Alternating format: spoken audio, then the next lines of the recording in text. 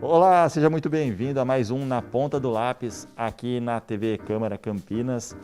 Esse programa que dá todas as dicas de economia e de finanças para você aí do outro lado da telinha. E hoje nós vamos falar diretamente com você que é autônomo, porque afinal de contas é preciso se planejar, né?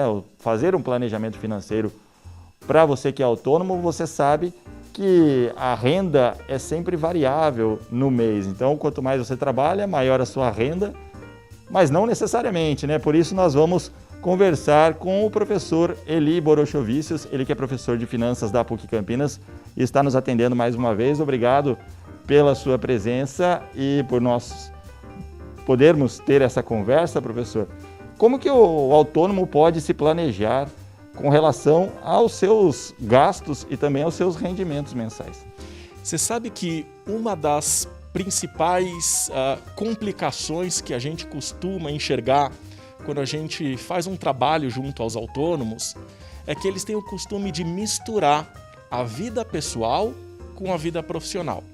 E esse é um erro gravíssimo, porque o autônomo ele precisa entender que ele tem a sua vida particular e pessoal com as contas da casa e ele tem a questão da pessoa jurídica para tomar cuidado. E aí o que a gente costuma dizer é que é impreterível que esse autônomo separe essas duas coisas. Não dá para o autônomo receber um dinheiro da empresa e utilizar esse dinheiro para pagar as contas pessoais. Então, que recomendação a gente dá? A partir do momento que ele é autônomo, ele tem uma empresa, seja MEI, seja autônomo sem estar formalizado ainda, que ele tenha 2 orçamentos separados e que ele pague para ele um salário. Não é chamado de salário, é um prolabore, mas ele precisa incutir a ideia de que ele merece ser reconhecido pelo trabalho que ele está desenvolvendo. Então, ele recebe o dinheiro da empresa e com esse dinheiro que ele recebeu é que ele tem que aprender a viver a sua vida particular. Lembrando que a empresa, para que prospere, para que ela cresça, ela precisa pagar o salário para esse empreendedor e ela precisa ter uma sobra dos resultados para reinvestimento na própria empresa. Melhor coisa, separar 2 orçamentos e tomar muito cuidado para não misturar, porque se isso acontece, você não consegue identificar se a empresa está prosperando, o que a empresa precisa para crescer, para se desenvolver, e aí sim fazer o pagamento do prolabore para que você, empresário, possa sobreviver. Por isso fica tão importante a organização, né, dos 2 orçamentos, o pessoal e o da empresa. E é importante que fique na ponta do lápis mesmo, né, até utilizando o nome do nosso programa, para que não saia do eixo tudo isso daí. Se a pessoa não for tão organizada, vale a pena contratar um contador ou um consultor financeiro para cuidar, justamente para administrar essa receita? Sempre que possível ter um profissional capacitado para fazer isso, é razoável que faça. A questão é que nós estamos falando aqui em um profissional que não necessariamente tem sobra de caixa suficiente para a contratação de um profissional. Então a recomendação é assistir um programa como o nosso, com as dicas que a gente está dando, mas de fato colocar na ponta do lápis. Então é importante entender o que é receita, fazer os pagamentos dos impostos. A partir daí, eu meço qual é a minha receita líquida, tiro despesas, tiro custo, faço o pagamento do prolabore para os profissionais e aí eu preciso ter uma sobra para reinvestimento na minha empresa. Mas é importante fazer os 2 orçamentos. E esse é um dos problemas que a gente encontra, porque as pessoas não sabem fazer nem o orçamento pessoal nas finanças pessoais, que dirá fazer isso para a pessoa jurídica. Então, se possível, assistir vídeos, se inteirar das finanças para evitar um mal maior, porque aí entra numa taxa de inadimplência, tanto na pessoa jurídica quanto na pessoa física. Agora, aquela pessoa que trabalha atualmente com carteira assinada e ela quer ser um empreendedor, ela vai virar autônomo e está avaliando o que fazer, o que não fazer. Tem muitas diferenças nisso aí. Se você está no regime CLT, por exemplo, a empresa paga o seu FGTS Como que a pessoa autônoma pode se precaver também com relação a isso, inclusive para a aposentadoria? Ela também tem o direito de pagar o INSS, o FGTS, enfim? O que a gente costuma recomendar é para fazer como a gente faz com brincadeira de criança, né? É o faz de conta. Então faz de conta que você precisa pagar o FGTS, faz de conta que você tem a obrigação do pagamento do INSS, faz de conta que você precisa remunerar, né, o teu empregado, o teu funcionário.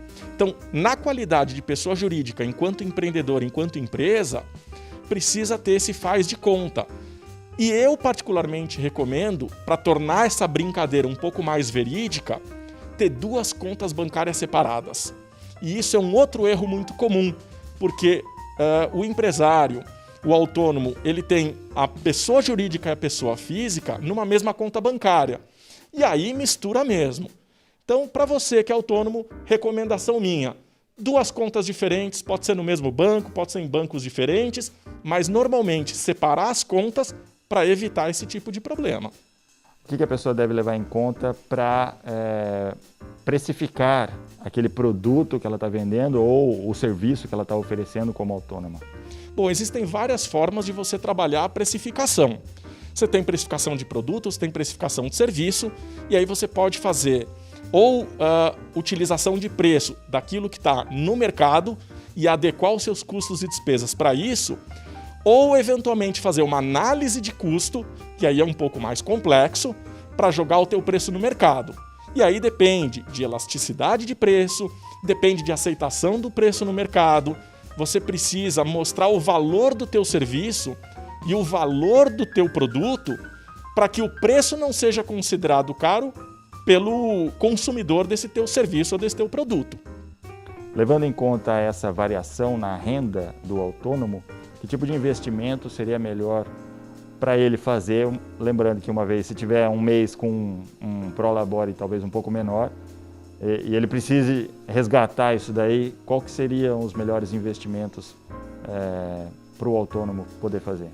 Em função dessa questão cíclica de receita que ele tem, é sempre recomendável que, enquanto pessoa jurídica, ele defina qual é o salário da pessoa física. E esse salário vai ser um salário corrente e o mesmo salário todos os meses, independentemente das receitas provenientes da pessoa jurídica. E ele, enquanto pessoa física, tem que aprender a viver com esse salário. Ele não pode tomar recursos no mercado a ponto de extrapolar a sua forma de viver, aquilo que ele consegue gastar e o estilo de vida que ele precisa ter em função das receitas que ele tem. E aí, se a empresa estiver indo muito bem e eventualmente quiser pagar um prolabore maior, quiser dar um bônus no final do ano, eventualmente uma distribuição de lucros, ele recebe isso no final do ano.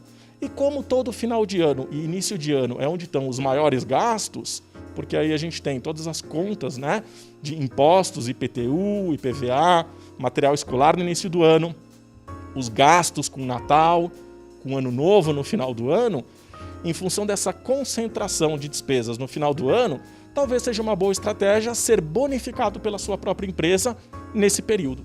É possível também ajeitar as contas e organizar de uma maneira em que no final do ano, justamente, também possa ter um 13º salário? O 13º ele é muito importante, é importante você se pagar o 13º e a empresa precisa prever isso.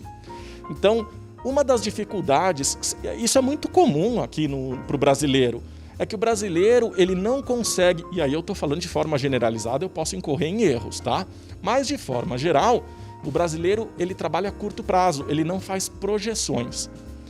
E se você é uma empresa, você precisa projetar quanto que você tem que pagar também para os seus funcionários. E nesse caso entra também, obviamente, 13º, todas as despesas que você é obrigado a incorrer nesse período.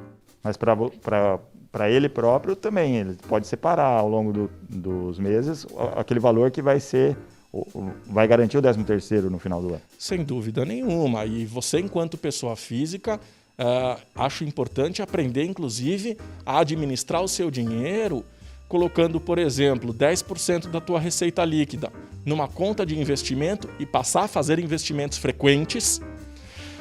Muita gente diz, para começar a investir eu preciso de muito dinheiro. Não é verdade. O importante é começar a aprender a poupar. A partir do momento que você junta um valor maior, você tem mais opções de produtos para investir. Mas criar o hábito de poupar para investir pode ser imediato, pode ser já. Então 10% guarda para isso. 55% você guarda para poder viver. O resto você precisa aprender a guardar para as intempéries, para os momentos que a gente não está imaginando que eventualmente, né, vai acontecer algum problema. Economizar um dinheiro, porque em algum momento eu quero realizar um sonho, eu preciso de uma parte para poder comprar presente para Dia das Mães, Dia dos Pais, Dia das Crianças. É bom presentear. Quando eu for visitar um colega, levar um presentinho. E eu preciso também guardar para a educação, porque é por meio da educação que a gente tem a possibilidade de se desenvolver e de crescer. Tá certo, professor Eli, muito obrigado por essa entrevista mais uma vez aqui no Na Ponta do Lápis. Eu que agradeço a oportunidade, espero que você possa crescer também, se desenvolver, aproveitar esse momento para poder ter o seu negócio, para poder ter a sua vida pessoal mais desenvolvida. Muito bom, esse o professor Eli Borochovicius conversando mais uma vez conosco aqui no Na Ponta do Lápis. A gente volta a se encontrar na semana que vem. Até lá, tchau!